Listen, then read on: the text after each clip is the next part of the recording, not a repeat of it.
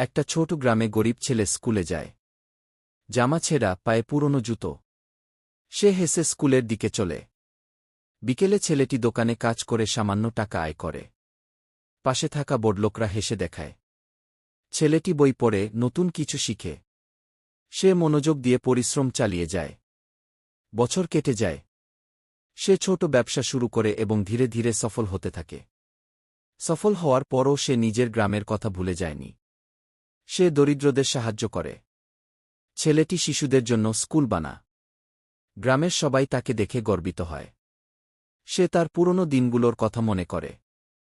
ধৈর্য ও পরিশ্রমের মূল্য বোঝায়। ছেলেটির জীবনে আনন্দ এবং শান্তি আসে। সে সুখী এবং সবাইকে অনুপ্রেরণা দেয়। গ্রামের মানুষ তাকে ভালোবাসে। ছেলে এবং গ্রামের সবাই একসাথে উদযাপন করে। শেষ দৃশ্যে ছেলেটি আকাশের দিকে তাকিয়ে হাসে এবং গল্পের মূল বার্তা চলে আসে। পরিশ্রম ও ধৈর্য দিয়ে সবকিছু সম্ভব।